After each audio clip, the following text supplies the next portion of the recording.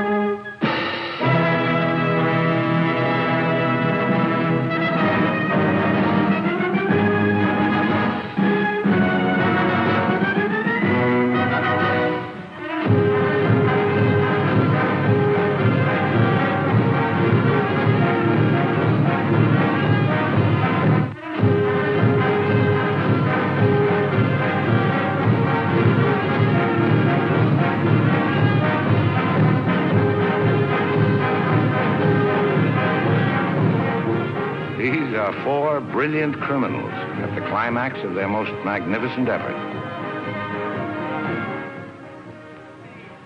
This effort began 6 months ago in Porto-Verso, where we were all aboard the ship for Africa. And they were my associates in a quest for uranium. An element not one of them knew the first thing about, except that they'd heard you could get dough for it. Big dough. Who? I mean, what do you suppose they are? Businessmen, does it matter? Well, if we're going to be on a small boat with them for weeks and weeks. I only said they might be fellow passengers. Harry, we must beware of those men. They're desperate characters. What makes you say that? Not one of them looked at my legs.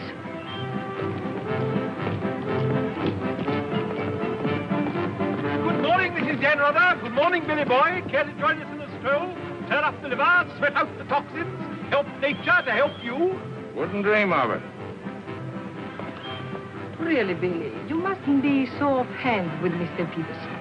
If I were to treat him with more than common politeness, he'd misunderstand and try to push me around. Mr. Peterson is a bully. Billy, Huh? did you see this? That man in London has been killed. What man?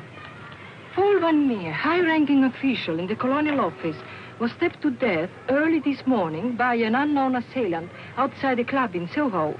This is the 3rd crime of violence to occur in that vicinity within the past month. What is it, Billy?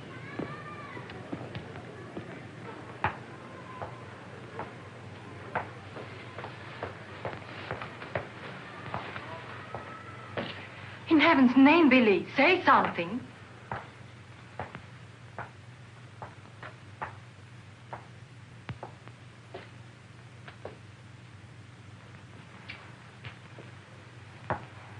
You understand, of course, that Peterson arranged this. It seems there's been a lot of violence around there lately. Don't pretend to be a fool. But look, Billy, this happened early Tuesday morning. We'd all left London well before that. What about Jack Ross? What about the galloping major? But I thought he only stayed behind to get that phone call from Mombasa. If it came through, he'll be here this morning. Well? Don't get so excited. Don't jump to unpleasant conclusions. Jump, they might as well have drawn a map. Why was Peterson worried about Van Meer? What made him think he was He dangerous? was afraid Van Meer wouldn't stay bought. He was afraid he'd get the wind up after we'd gone. He had visions of him trotting upstairs to his superiors, announcing, I have certain information that certain persons have paid certain sums of money Don't talk so loud, Billy. to obtain illegal rights to certain mineral supplies. That Indian, that Raja or whatever he was, that you worked for in the old days, he killed a lot of people, didn't he? Ah, but he had a better style. Besides, he was out for a kingdom, half the size of France. What's the difference between that and millions of dollars? We must think of the future, Billy. This is our big chance. It may be our last. Except for Mr. Peterson, we couldn't even pay last night's hotel bill. Where are you going? Have a cafe, drink a lot of Pernod, and listen to the band. You won't make a fuss, will you? It doesn't do to make a fuss. You have to think of the main objective. Naturally, it doesn't do to be fussy.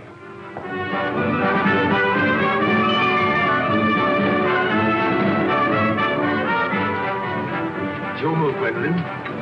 Gracias.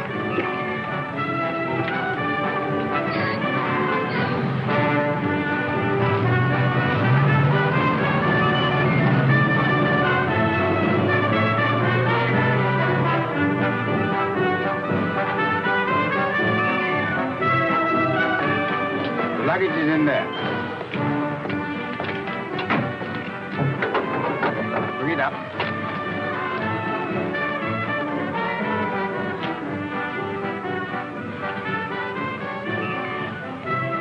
Harry, look, the desperados. Not quite now, Contract Billy. Hard liquor before noon. I'm celebrating. Celebrating what? The safe arrival of the Major. He came galloping in a minute ago, looking tired but satisfied. I take it his mission was accomplished? Yes, well, it's getting on for lunchtime, gentlemen. I'll see you later, Billy. Your move, Gwendolyn. Gwendolyn, it's your move. Oh. Check. Last. Are you sailing on the Niagara? Africa bound. So are we. Oh, my name is Chelm. This is my wife. How do you do? My name's Dan Rutherford. How do you do? Are your friends sailing too? The whole kit and caboodle. You're a very mysterious group, I must say. Really, Gwendolyn? How so mysterious? Well, for one thing, you all appear to be of different nationalities. It's your move, Gwendolyn. Check. I have a theory about you and your friends. Correction. My associates. As a matter of fact, I think you're doctors. Evil ones, I mean. You're going to the heart of the jungle where human life is cheap to perform ghastly experiments which require the sacrifice of thousands on the altar of science. You must excuse my wife. She has a very lively imagination. Check me. I don't know how you expect me to play a decent game when you keep talking all the time. Harry's been all out of sorts today. Usually he's a wonderful loser. Good morning, Mr. Danrada. I bring you the captain's compliments, along with the sad news that the sailing of the SS Nyanga has been postponed. Now, look here. This boat is definitely, most definitely scheduled to sail at 2400 hours. Scheduled, Mr. Chelm, but not, I fear, destined to do so. The fella gone, or is the captain drunk? Oh, of course the captain is drunk. But the real trouble is with the oil pump. Well, it's not good enough. Simply not good enough. Quite right, sir. But you're putting it too mildly. The present oil pump is no good at all. Well, how much delay does this mean? To locate, bargain for, purchase, and install a new one will require, I should say, more than a day, less than a fortnight. Utter, hopeless inefficiency. Probably it isn't the oil pump at all. Just making it an excuse to hang about and pick up extra cargo. Guns or opium? I wouldn't be surprised if she turns out to be a smuggler. What a miserable place to be stuck in. Squalid, fifth-rate port. Ever been in Forteventura before? No, I don't know this part of the world at all. Oh, I thought not. Otherwise, you wouldn't be so upset about staying. Magnificent country. Ruins to visit by moonlight, fine stretch of beach. Back there in the hills, one of the few spots left in the world where you can get decent food and drink. It's called the Blue Pavilion. I insist you give me the pleasure of having dinner with us tonight. Oh, that's awfully kind of you, but... Us? You and your associates? My wife and me. The committee? Oh, Mr. Chelm, I want you to meet a friend of mine. This is the Galloping Major. The committee wants you to toddle round. Okay. Right away. I'll be along. Better toddle. I said I'd be along. They don't like to be kept waiting. I'll lay on a car. We'll meet in front of the hotel at 6. Arrivederci. Danrada. An American, I suppose. Anyway, I quite like him. Time. 24 hours in the day, 1,440 minutes for somebody else to get busy on the same idea as ours. We ought to have got the plane and flown out, as I said from the start. You remember I said it, O'Hara? My name is not O'Hara. It is O'Hara. You hear? Mr. O'Hara. Yes, Mr. O'Hara. But you remember I said it? I said we ought to take a plane. Time. What is time? Swiss manufactured, French hoarded, Italians squandered, Americans say it is money, Hindus say it does not exist. You know what I say? I say time is a crook. If we took a plane, we'd be there inside 15 hours. Instead of who knows where. I don't want any more talk about flying. The sky is for the birds. My feet are on the ground. Both of them. Come in, Billy boy. What's all the fuss about? No fuss, Billy. We're merely wondering what course to pursue in view of this unfortunate delay. Join the peasants in their revels. Go to church. Write your memoirs. Very funny. I like an associate of mine to have a sense of humor. Good laugh does more for the stomach muscles than 5 minutes setting up exercises. And now that we've had our moment of fun, and all the better for it, let's get back to the question.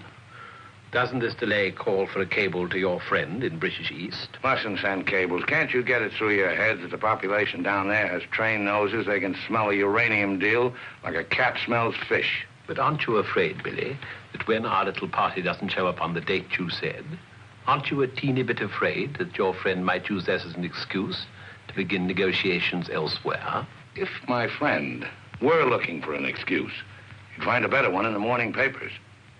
What do you mean? I'm talking about the untimely demise of Paul Van Meer. But I'm appalled, Billy. What an unwholesome opinion you must have of your colleagues to imagine that we... Look here, Peterson, you don't have to convince me of anything. You don't care what I think as long as I don't do anything about it. And I won't, unless you ever decide to sick that knife-happy little junkie on me. Watch yourself, laddie. Now, Jack, behave yourself. Sit down. For shame, Billy. I think you owe an apology to everybody in this room. And if you're half the gentleman I know you are, I'm sure you'll make it. As I was saying, Peterson, you've nothing to worry about. My friend won't pull out unless I tell him to. For purely venal reasons, that's the last thing I have in mind. Jack, give Billy a light.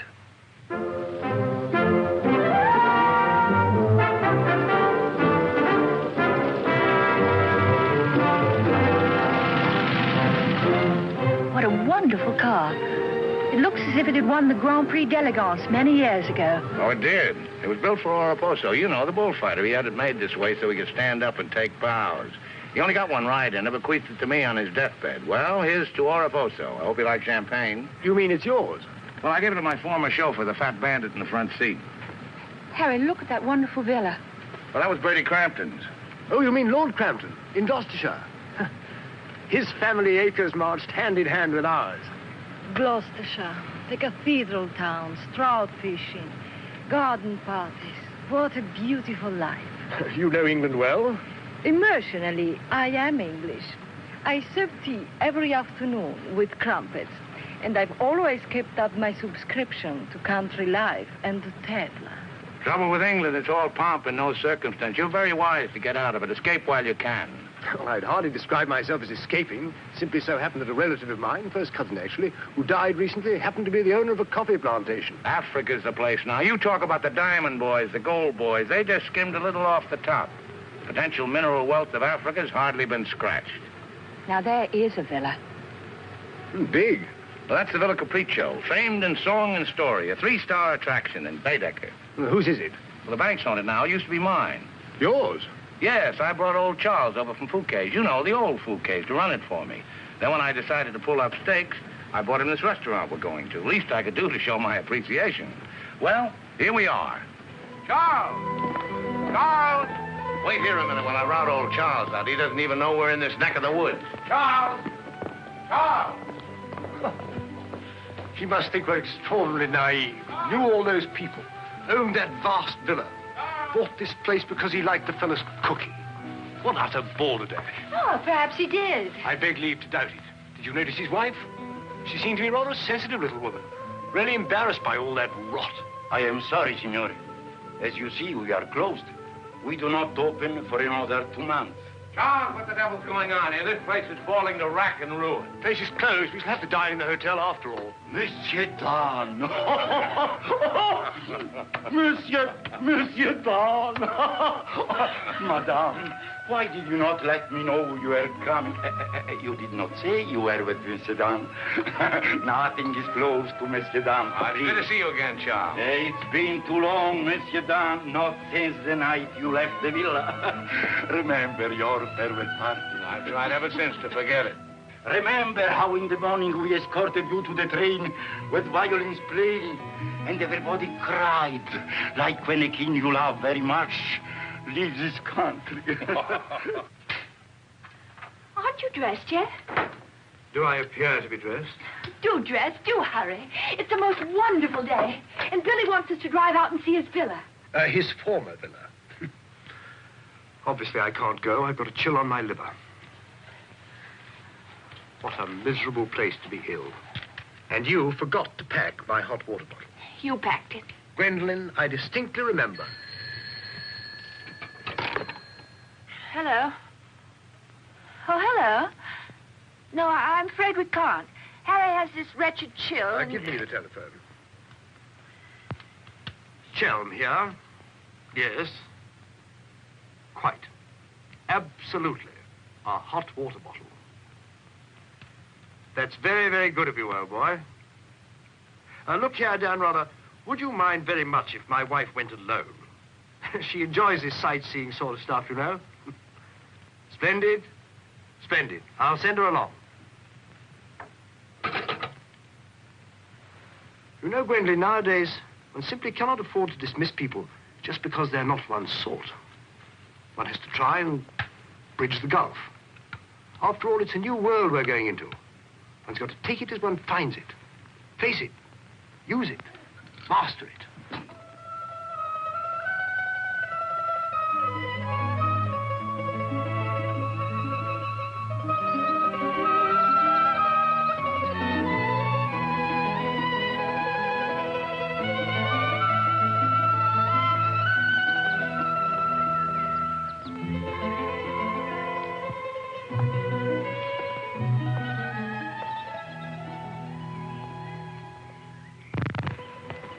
You know, I've seen Americans on the street and in the cinema, of course, but I've never talked to one before.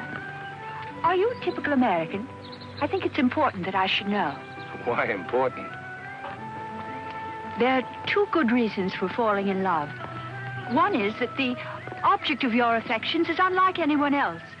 A rare spirit, such as Lord Byron. The other is that he's like everybody else, only superior. Harry, for instance, is the very best of a type. Well, if you must know, I'm a typical rare spirit. How long did you live here? Oh, the longest I've ever lived anywhere is 2 years. Well, when you were a child. Didn't you ever have a mother and a father? And a house and a street and a town? No, I was an orphan until I was 20, and then a rich and beautiful lady adopted me. You know, I've changed my mind about your being an evil doctor. You're off to keep a rendezvous someplace in Africa sacred to the tribesmen.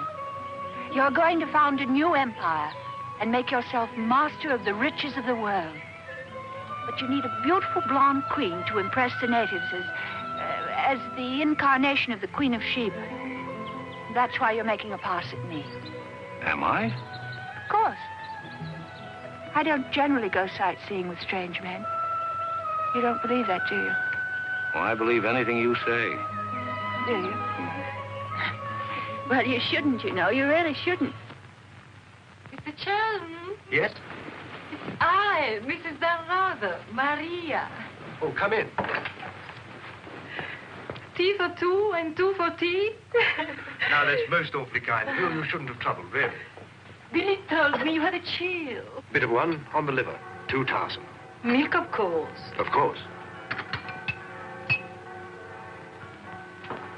I feel I should like somehow to do him a good turn of some kind. You do? Well, naturally. Oh, I see. Naturally. I think it would be nice if you were able to do something for him. Help him along. Give him the benefit of your advice. Delighted, of course. For instance. Oh, something with business. He was very pleased with that tip you gave him on the way home last night about the gold shares. I've forgotten what I told him. What was it? I don't remember either. I was listening to your voice. I wasn't listening to what you said. You see, if you were helping him, it would be so much easier for us to be together a lot out there in Africa. Was he any headed for business? Why, he's simply brilliant. I wouldn't have thought it. But of course he is. You don't suppose I'd marry a ninny, do you? If you imagine that Harry's simply going to Africa to plant coffee, you're very much mistaken. In point of fact, coffee is the least of Harry's interests. In point of fact, the land he's acquiring is extremely rich in certain minerals. Minerals which are indispensable to the production of atomic energy. Harry's land simply teems with uranium. Wouldn't surprise me to see him become the uranium king. So you see, my husband isn't such a ninny as you may have imagined. It might very well be worth your while to go in with him. The potential mineral wealth of Africa's hardly been scratched. I was telling you last night.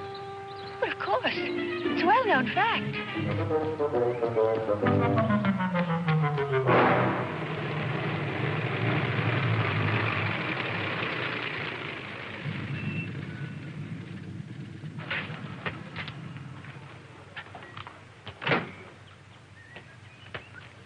Billy boy. Had a happy day? Very. I'm so glad. What an attractive woman Mrs. Chelm is. Is that what you called me over to tell me? Who are the Chelms? They're English going out to British East. They have a coffee plantation. Any money in coffee? No, but there's a type of Englishman goes off to coffee plantations without caring whether there's any money in it or not. Relatives leave them coffee plantations and they go out to them. But why this sudden interest in the Chelm? I'd just like to know who's making friends with my friends. Well, now you know.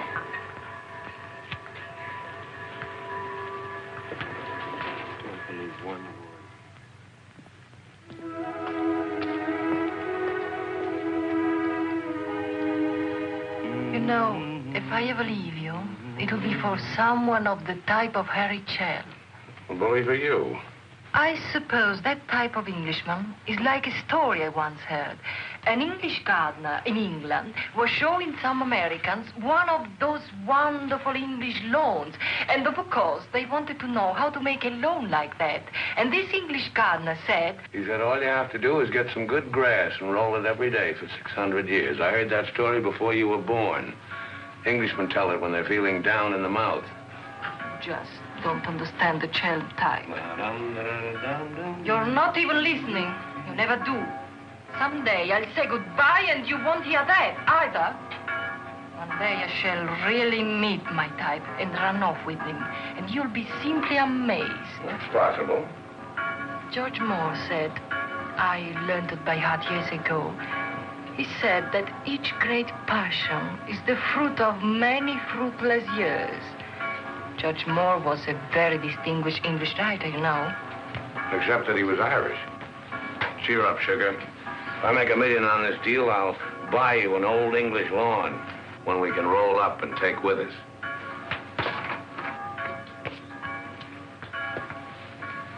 Billy, good morning. What's our wide-eyed Irish leprechaun doing outside my door? Why do you always make jokes about my name, huh? In Chile, the name of O'Hara is a tip-top name. Many Germans in Chile have become to be called O'Hara. Good morning, Mr. O'Hara. Madame, my respects. Perhaps Mr. O'Hara would like something to drink? Yes, maybe perhaps a little whiskey, huh? Very weak, please. What's this visit in honor of?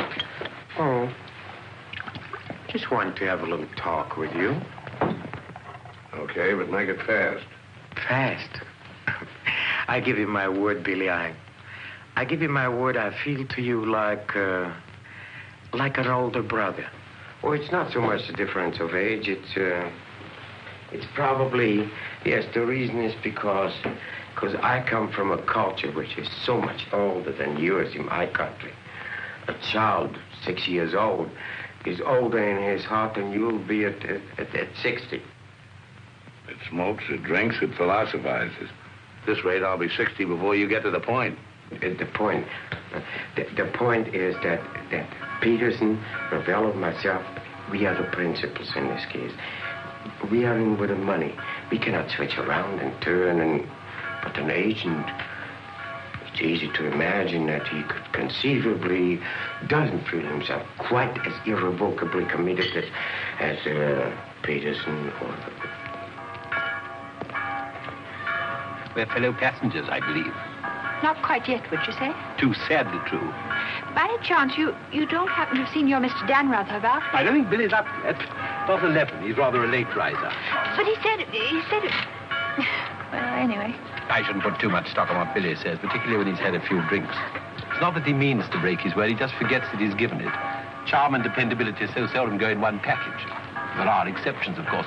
Your husband, I imagine, from his manner and behavior, is one. Oh, yes, very. Well, quite, Harry. I'm so looking forward to meeting your husband and having a chat about Africa. By all means.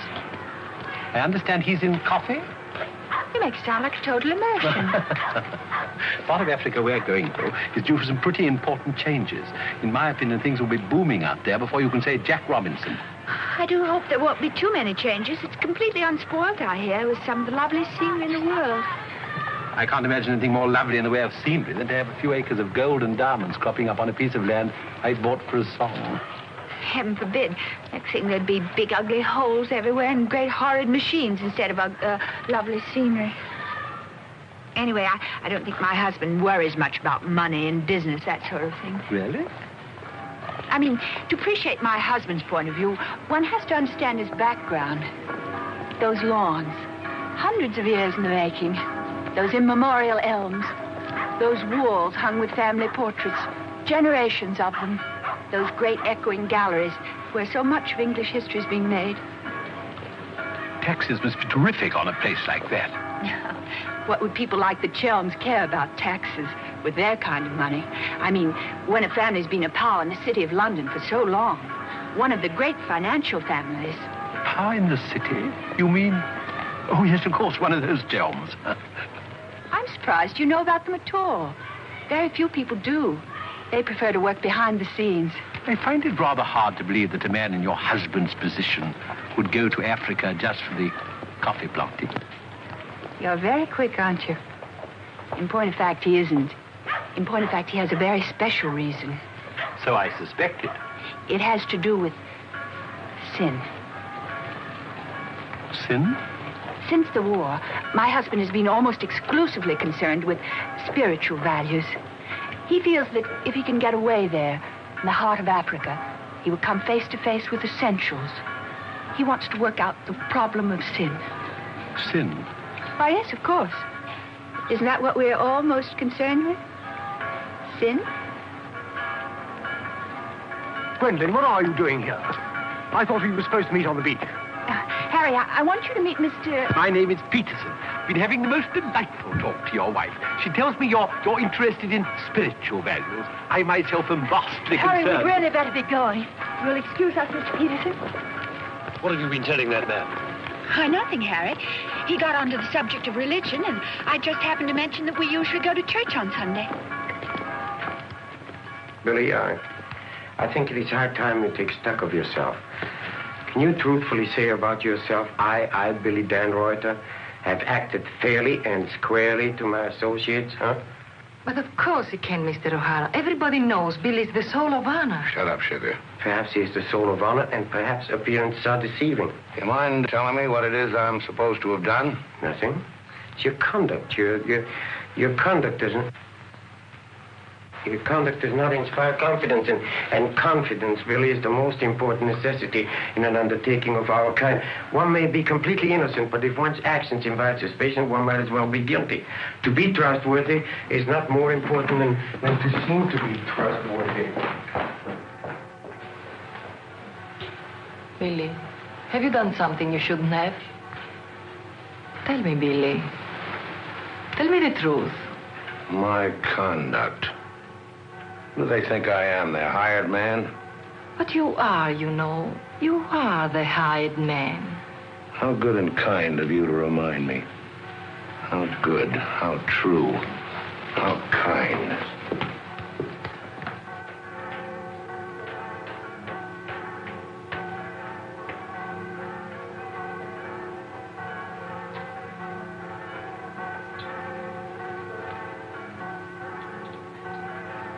I say, Dan, rather good to see you. How about a drink? Well, Oh, come on, my dear fellow. Let me buy you a drink. Oh, Gwendolyn, don't forget to send one to Aunt Beatrice. Can't understand it. Gwendolyn distinctly said she'd join me on the beach. Then I come back and find her sitting there in that cafe. Extraordinary creatures, women. Well, let's drink to them. Pano. Scotch. Come on, you tiny little wreck, have a drink. We're drinking to women. Take the drink, but won't join you in the toast. Glass of Irish.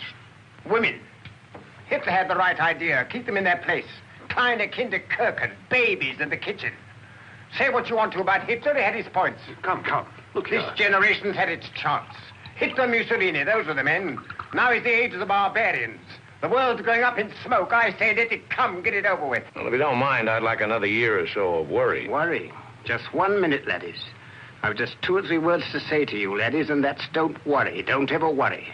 I'm in a position to know secret information. The Rosicrucians, the Great White Brotherhood, the high secret orders. But you've no faith. You must have faith. Faith and power, secret power. Men who guard the trust from the deepest insides of the whatchamacallit. Mystic rulers, all one club, chained together by one purpose, one idea. Mankind's champions. Follow me, Billy? Oh, why, of course.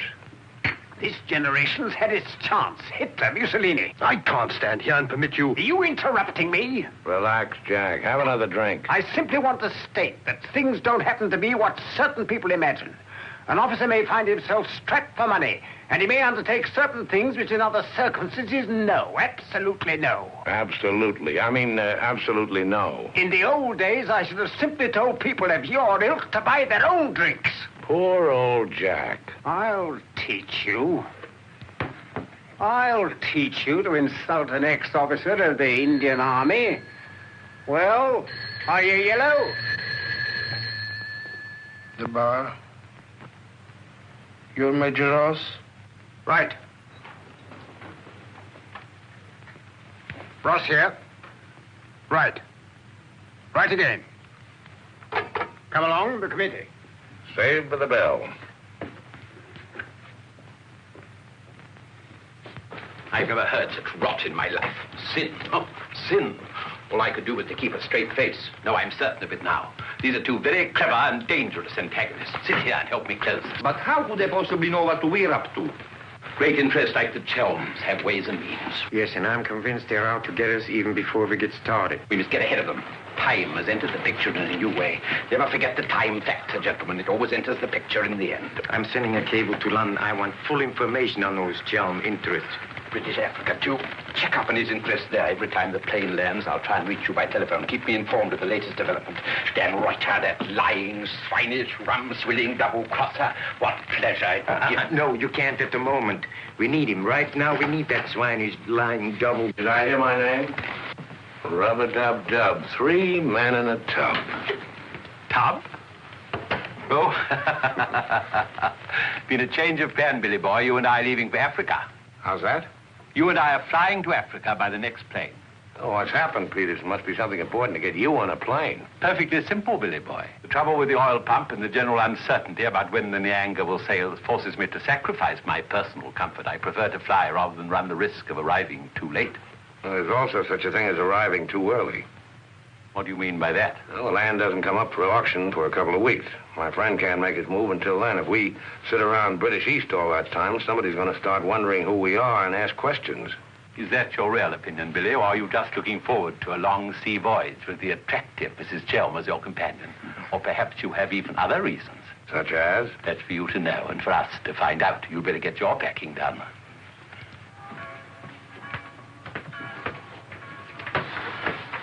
Billy? Where are you going? Off to Africa, flying. Just like that? Weren't you even going to kiss me goodbye?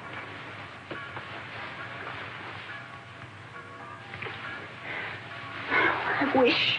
Don't say it. What? That you wish we'd never met. You'll be coming on the boat, and in Africa we'll get together and... I think I hate you. Letting those revolting men order you about. Don't deny it. I've watched them. They treat you like a servant. They say, hop it, and off you hop. I know what it is. They have a hold on you. Some black secret that could ruin you. What makes you think that? No, know, it happens all the time. My old Spanish nurse told me that half the people in the world would be ruined at once if everyone told what they knew. But couldn't you let them done away with? I mean, you must know plenty of people who could bump them off. It probably cost a good deal, but it'd be worth it, certainly. Oh, it's not impossible, except that afterwards I wouldn't have any money. This way I stand to make a lot. Millions? Maybe. Then perhaps your connection with those men isn't quite so undignified as I thought. Those millions, would they be pounds or dollars? Well, either way suits me. No, that's very careless of you. The state of the pound is so uncertain. You must think in terms of hard currency. Maybe I should hire you to handle my affairs. You could do worse. I'm awfully intelligent, really. Come along, Billy boy. The car's waiting.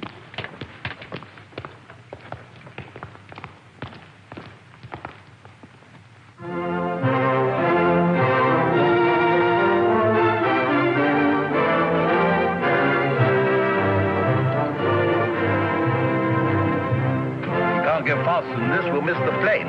Press on! Press on!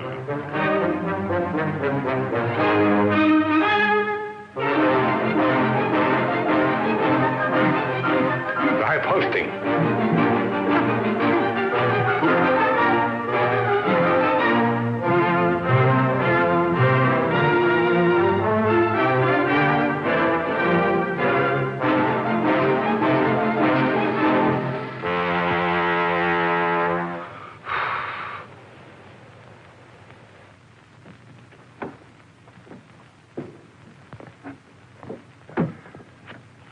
Bisogna spingere. Push, push.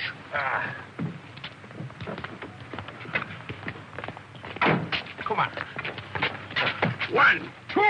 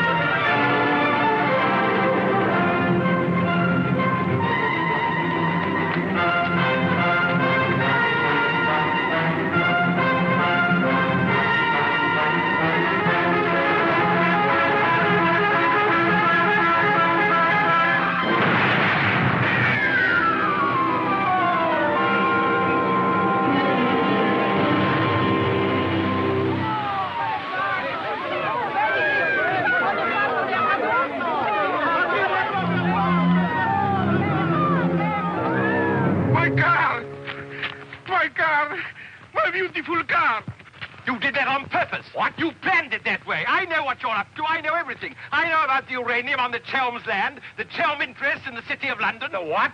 You heard me, the Chelm interest. I take it your information comes from a reliable source. It does, from Mrs. Chelm herself, in fact. Ah, magnificent.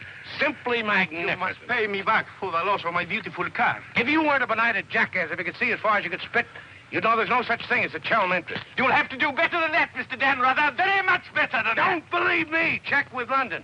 If you find out he's anything more than a down-at-heel Gloucestershire squire, you can have my services for nothing. You mean Mrs. Chelm is an unqualified liar? Well, let's say she uses her imagination rather than her memory. You will make restitution with no Mr. Dan, either the money or a new car. Why, you fat bandit, I gave you the car in the first place. How I came by it is beside the point. The fact you gave it to me doesn't make it any the less mine. Shut up. That's right. Threaten me. It is not enough that you destroy my beautiful car.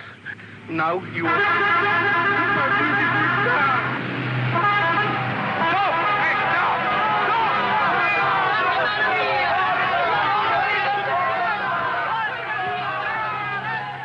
More than anything, I want Billy to make a grand success out there. Well, as you care so much about money, I should have thought you would have left Billy for some rich man. I shouldn't think Billy would mind, really. I mean, neither of you are in love or anything. You are a strange girl. Of course I love Billy. Actually, I adore him. And Billy loves me very, very, very much. That's why I trust him with his little unimportant amours. And what does he say about yours? But, darling, all husbands like their wife to seem attractive to other men. Be sure you explain that to Harry. I'm going back to the hotel.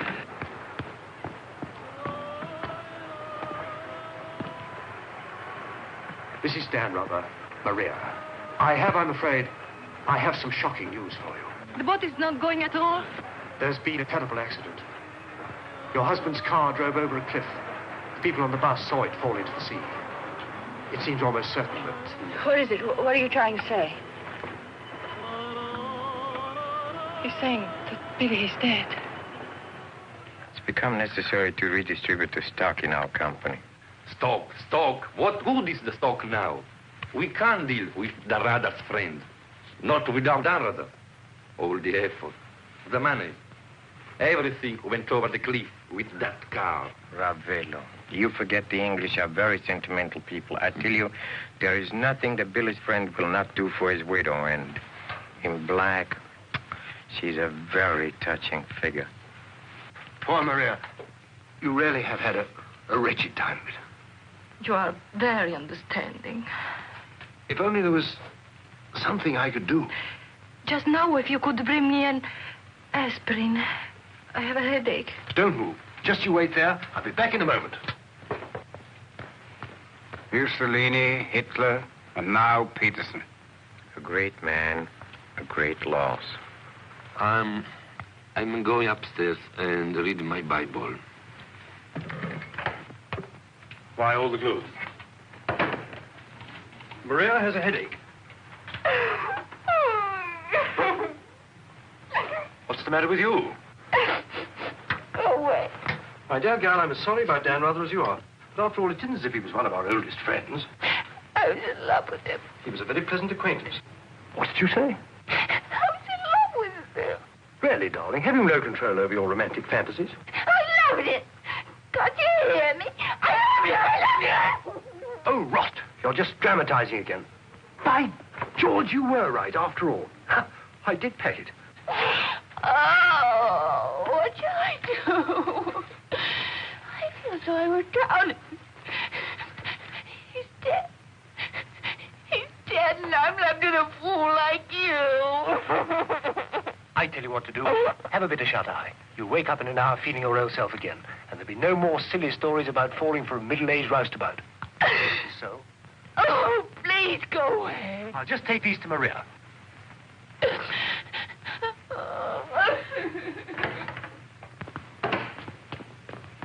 Mr. Shelm, this is very important, for you as well as for myself. Yes, well, get on with it. There is now an opportunity for you to secure enormous profits with virtually no risk. I want to beat about the bush. Our purpose in going to... For you as Billy's widow, it will be very easy to persuade his friend in British East, and for capital, we have Chelm. Quite evidently, you've been misinformed as to my interest.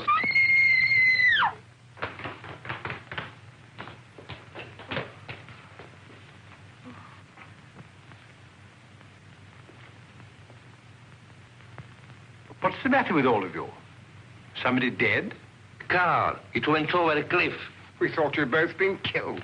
Dan, rather, I'm delighted to see you're alive, but your wife is in a fainting condition. You mean you're not dead at all? Obviously, I'm not dead. I knew you weren't dead. I knew it. I counted 13 backwards 13 times. My old Spanish nurse said if you did that, a miracle would happen. And you see, it has. Ladies and gentlemen, I bring you the glad tidings. The captain is sober, and the SS Nyanga will sail at midnight.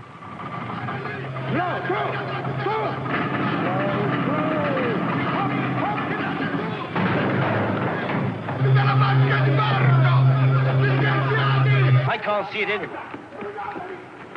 What can have happened to it? My dispatch box, where is it?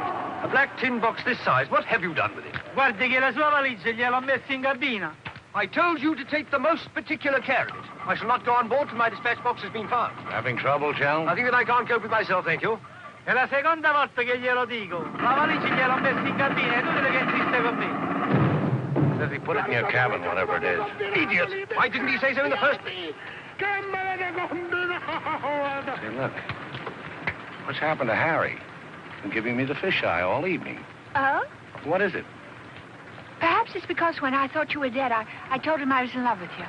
You what? I couldn't help it. It made you seem less dead. And? Oh, he didn't believe me. He thought my nerves were upset. Sort of delirium. He thought it quite a joke. The idea of my inventing a love affair with a middle-aged roustabout like you. That's what he called you. Well, now that I'm back in the flesh, you'll begin wondering about that delirium of yours. I suppose seeing you alive is different from thinking of you dead. You're just great cooped up on that tub with a suspicious husband. Billy.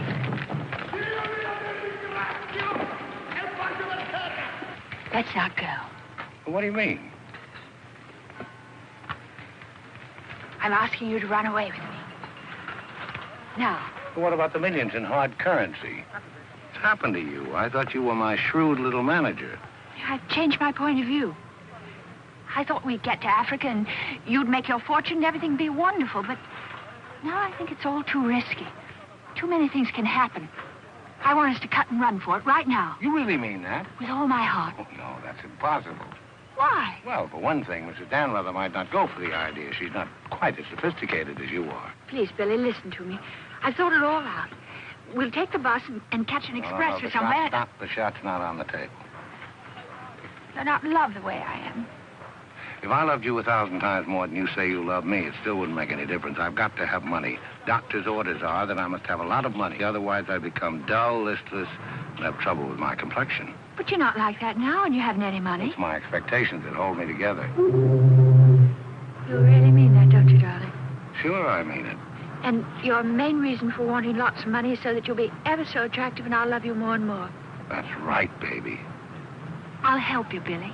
I can, too. I'm something of a witch. My old Spanish nurse said I could have been professional. We don't look now, but they're raising the gangway.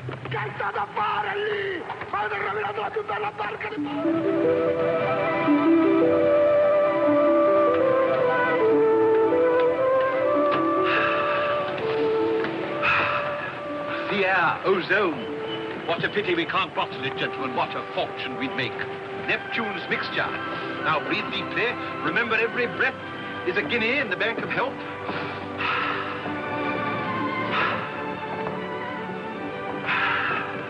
Good morning, Chel. Why, that's good. Very good indeed. I didn't know you were an artist, Mrs. Danrother. I'd hardly call myself that. I only dabble. The nose is not enough long. The ears are too small. Only has one eye. Now, come along, gentlemen. We must not dawdle. Blow the man down, bully, blow the man down. Blow, blow, blow the man down.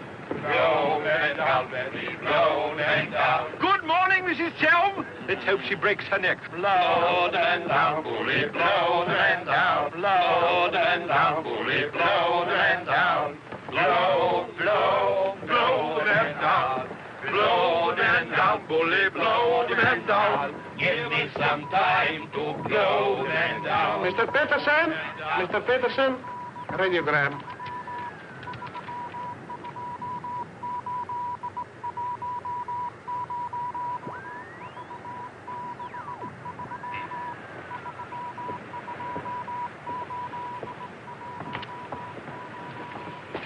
No Chelm Estate, Gloucestershire. Stop. No Linda Gentry Chelms. What do you make of that? He's not a Gloucestershire squire. Like Billy said. Just as I was beginning to take Billy at his face value. But if he's not what Billy said, then what is he? We are at sea again, gentlemen, in more ways than one. Mystery, more mystery. Billy is a liar. Heaven only knows what Chelm is. CID, maybe. You borrowed my thought. What to do? What to do? The time has come for direct action. You remember last night when we came on board? The fuss he was making about his dispatch box?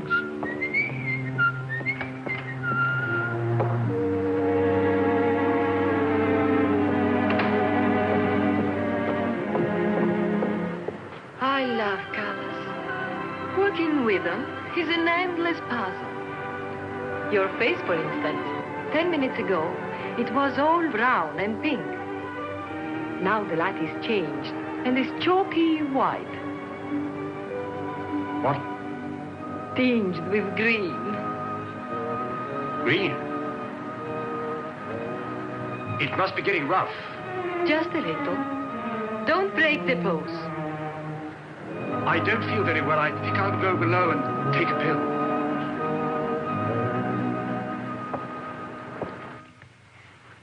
It's incredible. Harry Chelm is just Harry Chelm. nothing. Nobody. A ruddy refugee from Earl's Court. With a hot bottle. Look. And the letter of introduction to the secretary of the governor. The secretary, mind you. Disgusting. Purser! My box. Feet up and down, isn't it, sir? It's gone. Oh, yes, indeed. Major Ross took it. I saw him sneak it out of your cabin. I like to keep my eye on what goes on aboard the ship. Where did he take it? I believe Mr. Peterson's cabin. In fact, I'm sure.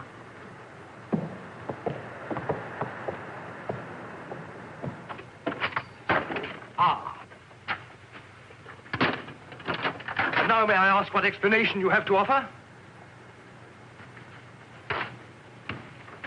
He forgot his hot water bottle.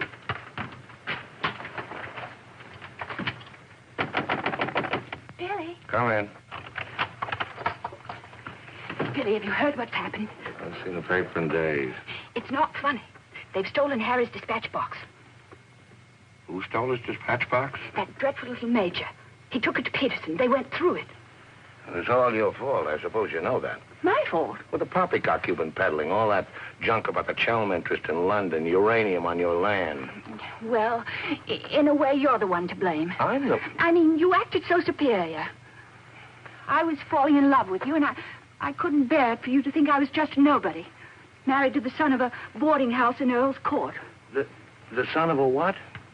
A boarding house. That's what Harry's parents do. They run a boarding house for decayed gentlefolk. But the way he talks, the way he acts, I thought that... It's just that he sees himself in a place in the West Country with trout streams and horses, leading the life of a country squire. It's not his fault if people take it for granted that he has a place like that. He's never once said that he had. Well, country gent, son of a boarding house or whatever he is, I suppose I'd better get his box back. Oh, he got it back himself. Well, then there's no harm done. Except that Harry's gone to the captain. He's going to have them put in irons. He is what? He says that's what they did in the Royal Marines. Look here, Skipper, there's a perfectly simple explanation for all this. I happen to own a dispatch box which is very similar to Mr. Chelm's. When I didn't find it in my cabin, I asked Major Ross to see if it had been stowed away somewhere else by mistake. The Major found what he thought was my box in the saloon with some other luggage. The box has been in my cabin ever since we sailed, under the berth. As soon as I saw the box, of course, I realized at once that it wasn't mine. I simply opened it to find out to whom it belonged so that I could return it to its rightful owner. I can't conceive why this gentleman should imagine I should be interested in a box containing patent medicines. I'm not a hypochondriac. Purser, tell the captain exactly what you told me about the box. Why, sir, you asked me whether I'd seen it, and I said it might be the one I'd seen being carried along the passage by Major Ross. You distinctly told me that you'd seen it being taken from my cabin. Oh, you must have misunderstood. You were rather ill at the time, if you remember, sir. That's all, Purser. He's been bribed. He's in league with these criminals. Just a case of a misunderstanding. That's how I look at it. Now, what about a little cognac? To wash away any ill feeling. I don't care for a drink. And let me assure you that this matter is far from settled. While rifling through my personal effects, I feel certain that you must have noticed I had a letter of introduction to the secretary of the governor. I suspect he'll be much more interested in what I have to say than this gin-soaked so-called ship's captain. You mind your tongue! Any more entails? The other one I put in irons. As far as I'm concerned, this is a close incident. You've got your box back. Why don't you forget the whole thing? What possible interest do you expect the Colonial Office to take in? On the contrary, I expect them to show considerable interest in a gang of crooks who are trying to swindle the country out of vast uranium deposits.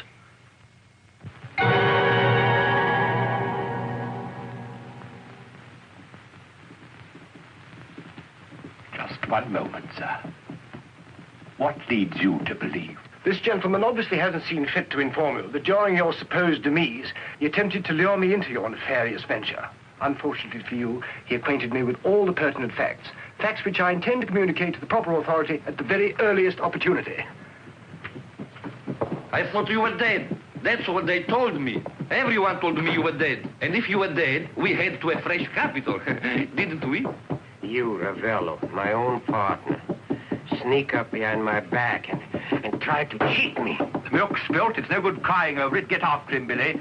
Calm him down. Talk to him. See if you can't get him to change his attitude. I'll try, but I don't think it'll do any good. I don't know why we have to worry about Chelm's attitude. Talk's no good. Conversation never convinced anybody. I say put an end to words. Shut up, Jack. Time factor has entered the picture again. This time, fortunately, it's working on our side. 2 weeks before we reach port. That should be plenty of time to convince our friend, Chelm. I beg you, please end all this trouble. If things go on, either you will be done away with before we ever get to Africa, or you will leave and denounce Peterson to the authorities, and that will be the ruin of all my plans and hopes. In the long run, you'll do much better to get clear of these people. They're thoroughly undesirable. The long run. I'm tired of the long run. I am not even thinking about them or about myself. It's only you that concerns me, Harry.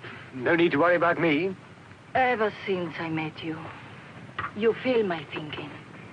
You are becoming an obsession. Don't you understand, Harry? I am deeply in love. Maria. My dear.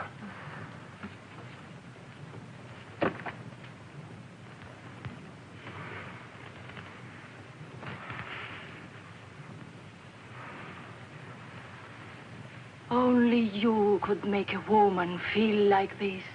All I want is to be in your arms, now and always.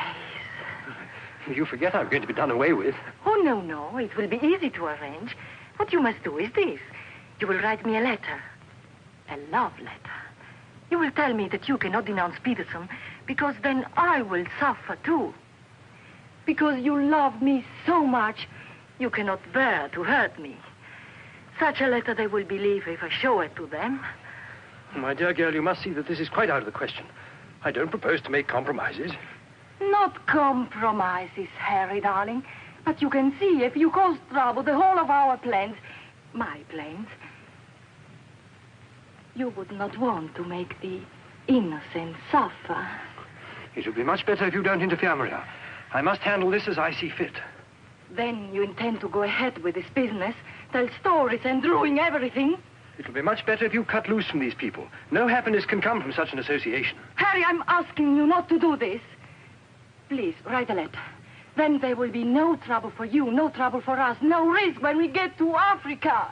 I'm sorry, my dear. We English are a very pig-headed lot. You think you can get away with this? But Maria, my dear good Maria, listen. First you made love to me. Now you tell me you will ruin me. You'll forgive me, but it was you who made... Oh, shut your trap. Go on, do what you like. You think you're such a brave man.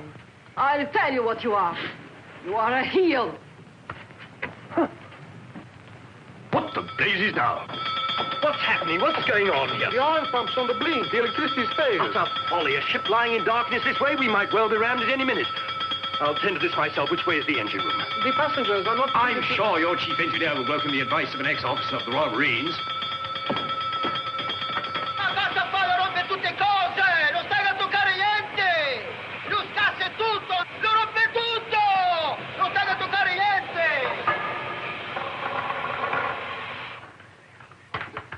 Look here, you fool. Are we simply abandoned to our fate? I insist on something being done. For instance? Well, give out the lifebelts. Organize the boat drill. The clientele are requested to remain calm. To remain calm? Does the captain feel no sense of responsibility for the lives of his passengers? It's my opinion that the captain doesn't feel much of anything at the moment. Do you mean to say he's drunk? The fellow ought to be made to walk the plank. I'm afraid just now he cannot walk at all. But this is outrageous. Oh, sit down, old man. What have you got to worry about? We're only adrift in an open sea with a drunken captain and engine that's liable to explode at any moment. Perfectly ordinary situation. Happens every day. But just in case any of you are still at all anxious, let it be known that Mr. Chelm has taken charge in the engine room. Who's taken charge? Harry, and he'll foozle it for sure. Shall I get out the hymn books?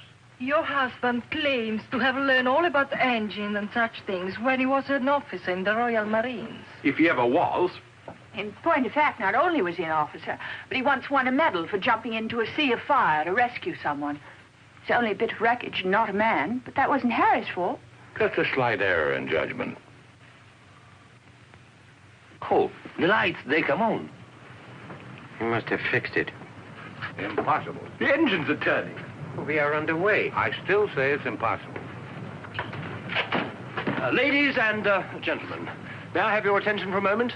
I'm happy to inform you that the oil pump is now in perfect working condition. Putting it right was no great accomplishment for anyone with the slightest mechanical bent. Anyhow, we may now proceed without further delay and in absolute safety. Oh, Harry, you did. You fooled it. But when you wrecked my ship, where is your terror? Forward, please. Captain wants to see you. There you are. You devil! You wrecked my beautiful ship! Nothing of the sort. Some scallywag down there sabotaged my work out of pure malice. Just explode my engine! Now keep your head down. Let's all behave like little gentlemen. I understand, Mother. I can handle the brute. What happens now? Do we get the life bail? Do we abandon the ship? There's no immediate danger. The passengers were pleased to return to the saloon. We're heading for the nearest port, and there seems to be some chance of our making it. Let's go. Come along. Now, who was last down? Last. Billy, boy, be a good fellow and make a port for the bridge. The Major has no head for cards. A few rubbers will soothe all our nerves. Oh, thank you. I'll soothe mine with a double scotch. In fact, I think I'll make it a triple. No ice, no water. Right, sir. How about you, dear Mrs. Dadbrother? Little bridge? Oh, so sorry. I have the most fearful headache. I think I'll go to my cabin. Oh, what a shame. Well, boys, we'll have to make it cutthroat. What about Harry here? Maybe he'll take a hand. That, under the circumstances, is a most unsuitable suggestion. Gwendolen, I must ask you to either move to another table or else leave the saloon.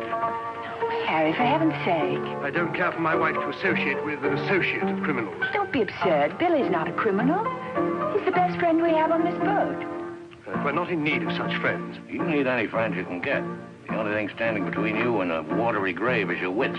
That's not my idea of adequate protection. Purser, how much longer before this ship reaches port? If we ever do get to port, it should be within 14 or 15 hours. That's a long time. Sit down, make yourself comfortable, have a drink. Enjoy the Major's piano recital. Come on, Peterson, buy us a drink. I'm afraid I can't accept hospitality from persons who I intend in a few hours' time to denounce in a place of justice. 2 spades. I admire your sang-froid, Mr. Peterson. Or perhaps you don't think I'm serious. We shall see. 3 clubs. Gwendolen, are you going to do as I say? Not when you speak to me in that tone. Not when you try to order me about. In that case, Where are you going? on deck where the air is less polluted.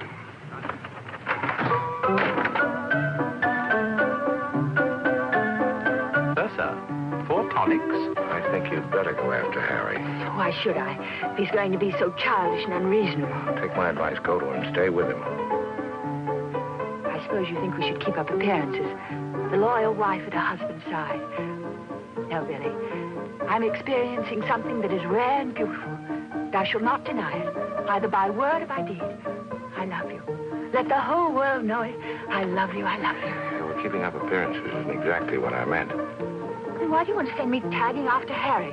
He's being such a deadly bore tonight. Deadly, but not dead, not yet. What do you mean?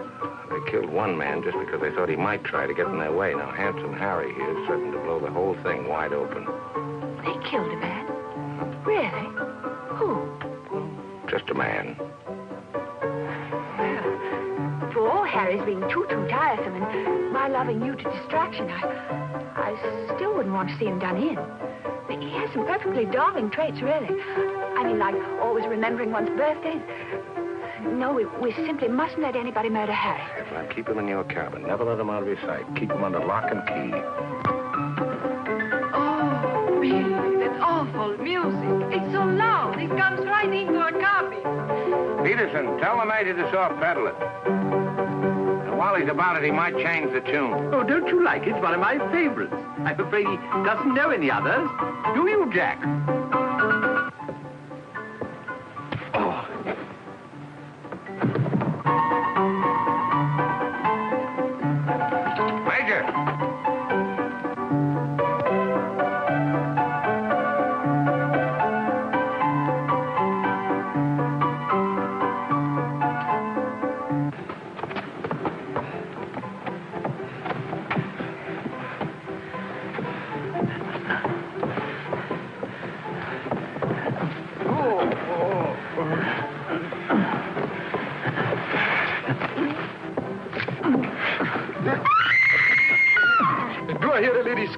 One down.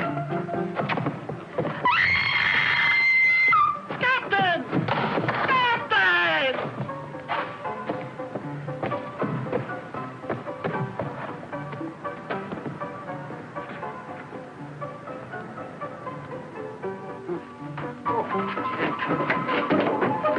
What happened?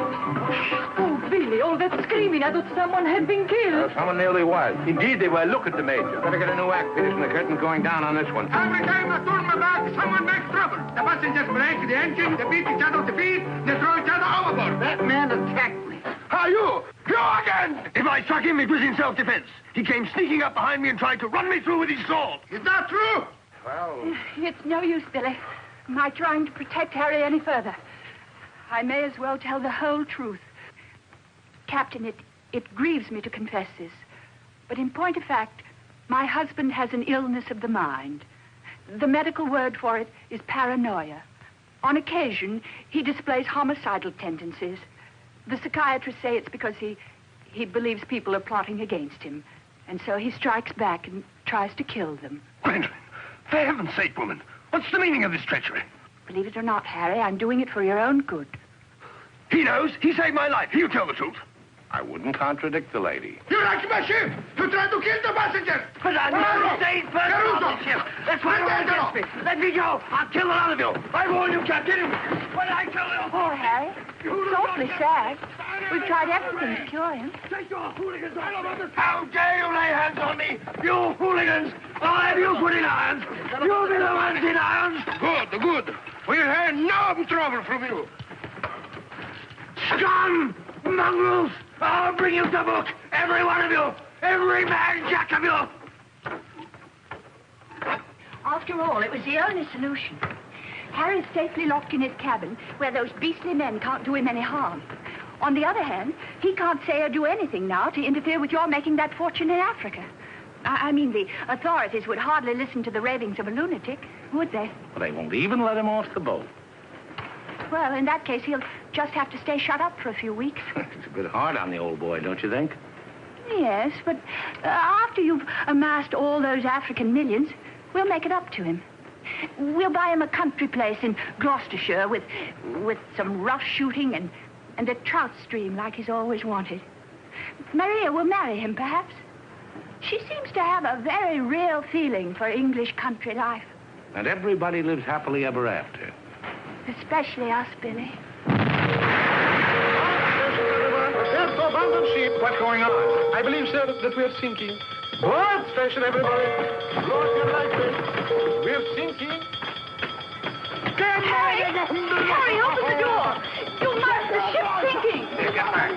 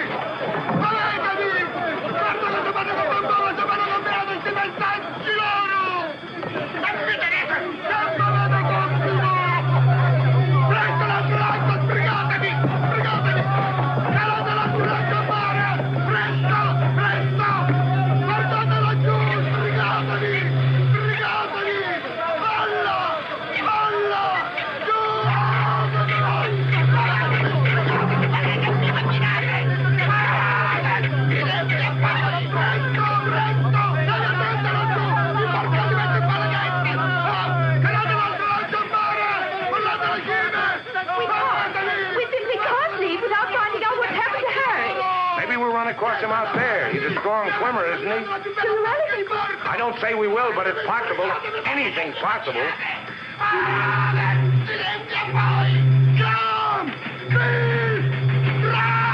Dio mio, ti ringrazio e pace per terra! Speriamo che incontri un gruppo di messicani! Give me that oar.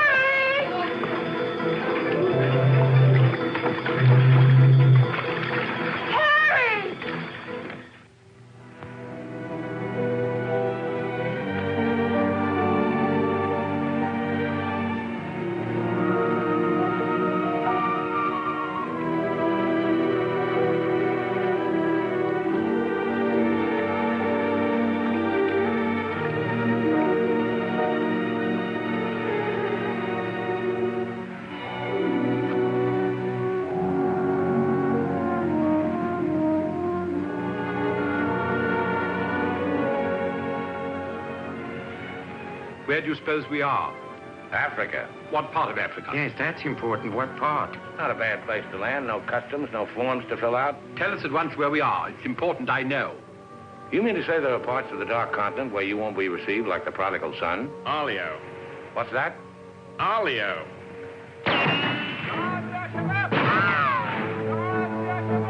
Better get down, everybody.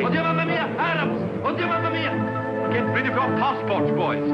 Mrs. Chelm, Billy Boy, my identity must remain a secret.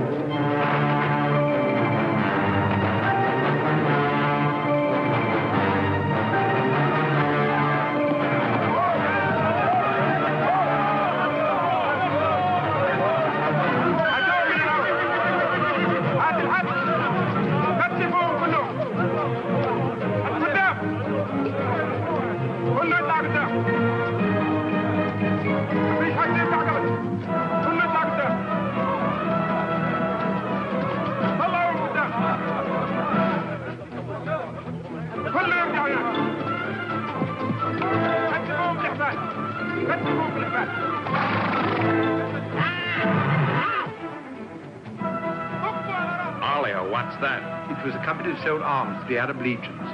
Wait a minute, that rings a bell. Some of the equipment we sold them was defective.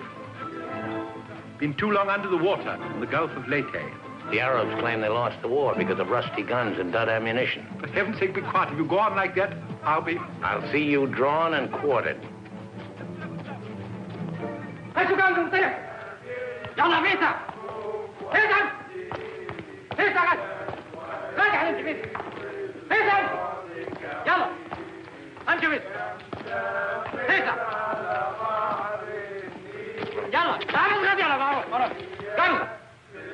Are you going to allow them to bully you in this way?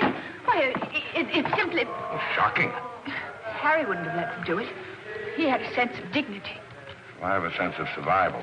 Billy, what is going to happen? Do you think they will torture us? Just let them try it. I'm a British subject. I wouldn't say it too loud.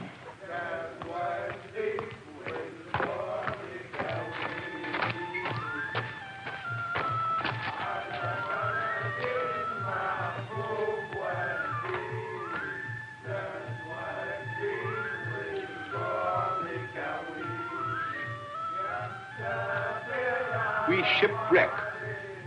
Big boat, go down. Bottom ocean. We take little boat. Row all day, row all night. Savvy? There's only one way to deal with these swine. Walk up to them and kick them in the belly. Show them who's boss right away. We sight land. Your land. Praise Allah. Come ashore. Suddenly, boom, boom, boom. No good way to treat shipwrecked people. You will please to hand over your passports.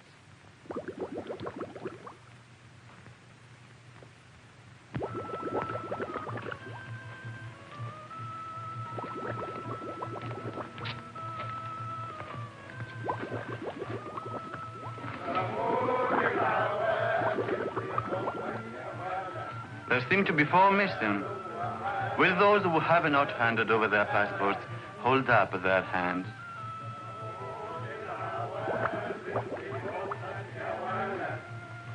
All left on board ship, Your Excellency. A terrifying experience. An incompetent crew, a burning ship, put overboard in a small boat at dead of night. What was the name of the vessel? The SS Nyanga. She's a Portuguese ship. I will investigate whether such a ship has been reported lost at sea. Well, does it stand to reason, Your Excellency, we should come to this shore in a small boat if we'd not been shipwrecked? Our country is in a state of unrest. Oh, I am sorry. Agents of certain foreign governments sometimes try to enter it by stealth, hoping to fan the flames of revolution. Therefore, we check carefully on the activities of strangers. But surely, Your Excellency, in our case, one look is sufficient to convince you of our innocence.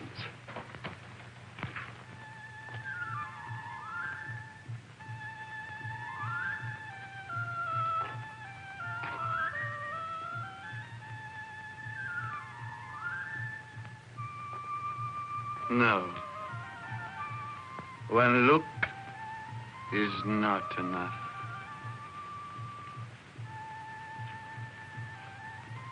If you think we're the enemies of your country, the logical thing is to boot us out. Send us packing by the first available boat or train. We shan't object. We've got important business elsewhere. Where is elsewhere? Central Africa. And what sort of a business? Vacuum cleaners, sewing machines. Ah, yes. Businessmen. All going to Central Africa to sell vacuum cleaners. Hat to hat, I suppose. And you, sir, I take it, are the head salesman, the ringleader of this group. Oh, no group. We met for the first time on board ship. Complete strangers to one another. Liar! The others all look at you each time I ask a question. I am a keen observer. You four are together. Oh, no, my fat-gutted friend. I'm not the illiterate, simple-minded native you're fool enough to take me for. I am a great man, a serious man. I spit on you, too. I spit on you and all your life. Off to the wrong start, Peterson. There's only one way to deal with these swine! Swine! Swine! You'd better be careful.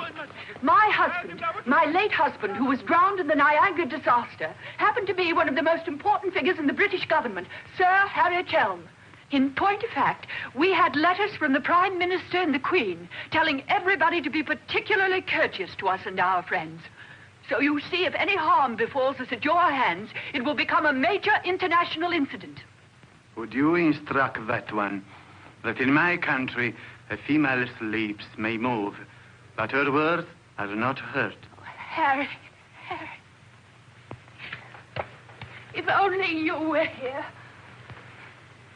And now, sir, you will stop abusing my intelligence and tell me who you really are and what is your actual purpose in being here. I'm a sick man. I've got a bad heart. I mustn't talk anymore. You refuse to answer. Well, that is interesting. It makes of it a contest in a game at which we excel. We of this country have had 4,000 years' experience in asking questions and getting answers. Who are you? Why are you here? Don't hit me again. My heart. I have an attack.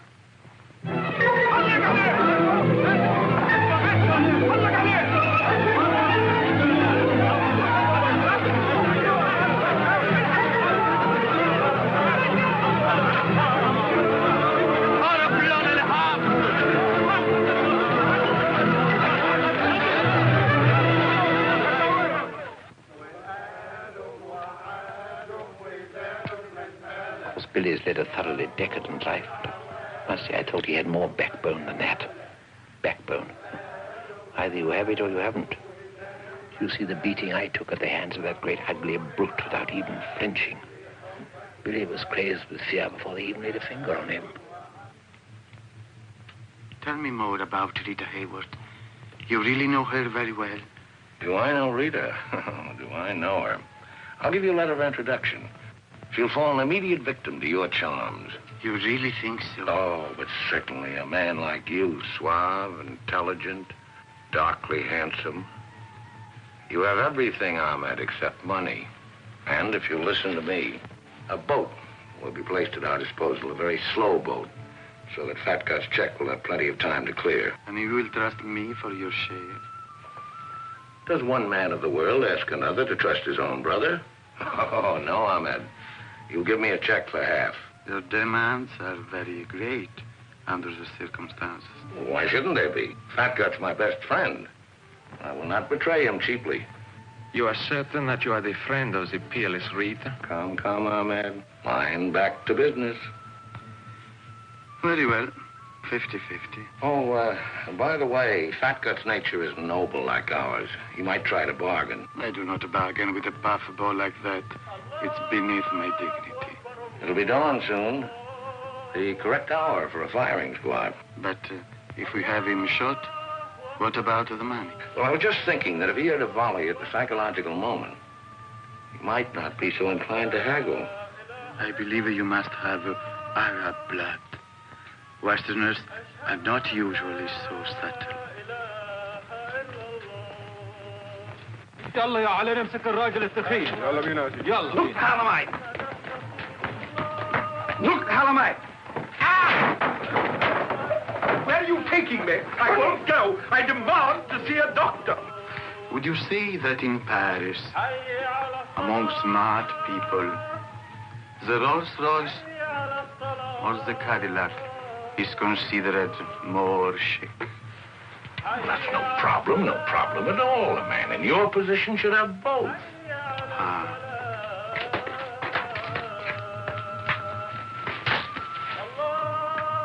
Mr. Dannreuther, I believe, would like a word with you. Billy, sit down, Peterson.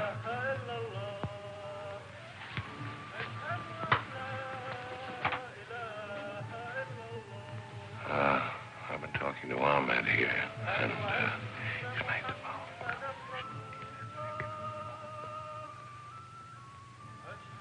It's blackmail. I can't pay.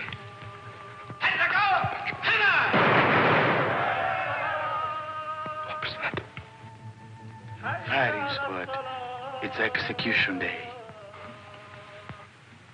Will he take a check?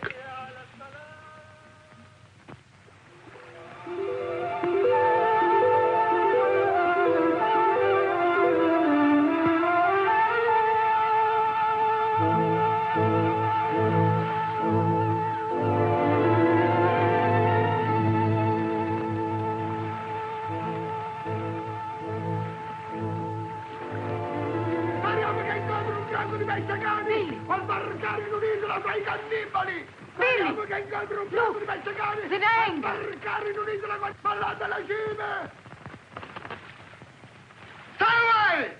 Stay away from my ship! If you try to come aboard, I will shoot you! I will shoot you! Get to my gun! Get to my gun! Give it to him. Maybe he'll shoot himself. My gun! My gun!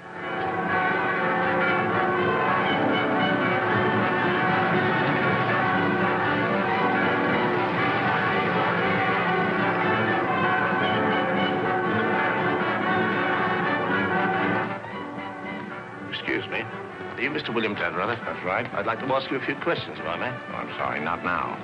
Forgive me, but it's rather important. Yes, it always is. I was a newspaper man myself once. Very well, you may quote me as saying that everybody was heroic except Mrs. Dannreuther, who ate all our boots. Very amusing, but I'm not a reporter. Oh? Jack, go to the phone, make reservations. The first plane to Nairobi, 6 seats.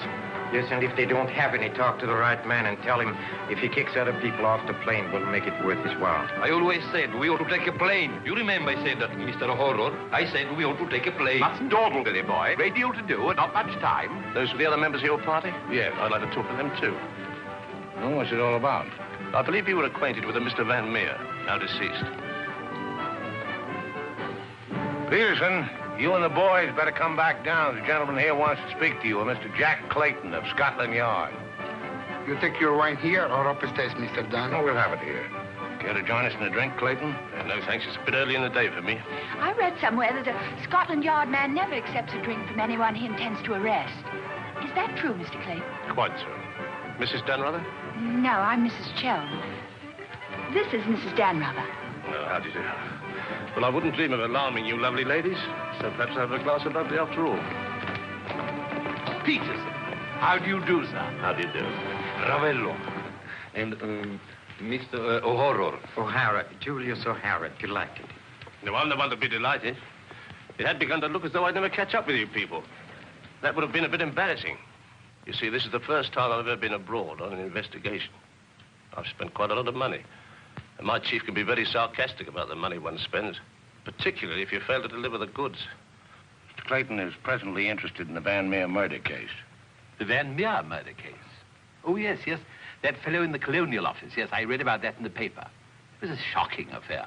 According to Mr. Van Meer's appointment book, Mr. Peterson, you had lunch with him at the Savoy a few days before his death. That's quite correct. Mr. Van Meer was expert on African matters. We wanted his advice about affairs in British East. Do you recall the subject under discussion? Vaguely. Crop yield. The native labor situation. Inches of rain. Vaccination, shorts. How long do you know Mr. Van Meer? Oh, a couple of months. We met half a dozen times. Did he ever make mention of any enemies, business or otherwise? Did he say anything about romantic attachments? I mean, did he name any women? No. I should have been very surprised if he had done. Mr. Van Meer struck me as being every inch a gentleman. Oh, of course, of course. Well, that's all. Unless somebody has anything further to add. I have. I think you ought to know that the business of one of these businessmen is murder. I beg your pardon. Major Ross, I mean. I can't guarantee Major Ross murdered this Van Meer person. I assure you, however, he attempted to murder my husband with a long, thin dagger, which he always carried about in what looked like an innocent swagger stick. Go on, Mrs. Cho. You see, Major Ross is employed by Mr. Peterson there to do his dirty work. One might say he's a professional killer. My husband found out certain things about Mr. Peterson. Things, in point of fact, that are a matter of empire, involving, as they do, a plot to exploit our kingdom's uranium resources. And that's why Mr. Peterson decided to have him done away with. Don't run away, Mr. Peterson. That's always tantamount to a confession of guilt. Tantamount is what I call it. More champagne, Clayton? No, thank you.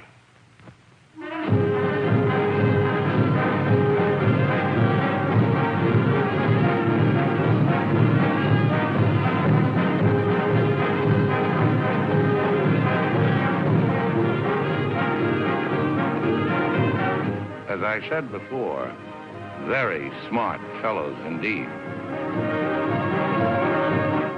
Should you ever think of me in Earl's Court, that's where I'll be, helping Harry's parents with the lodgers. Should you ever think of me, try not to let it be too harshly. You kiss her too, Billy, and tell her she's forgiven. Sure, sure. Goodbye, Billy. Bye.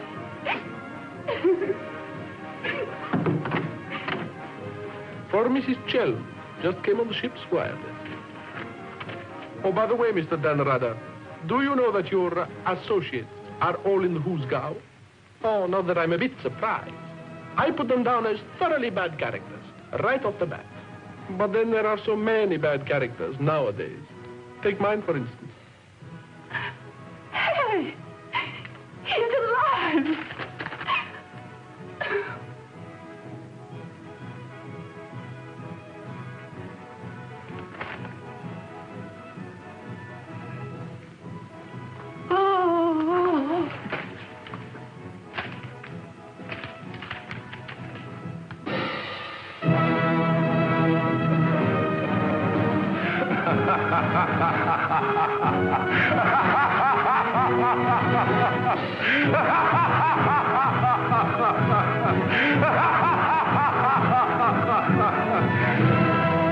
Oh, this is the end.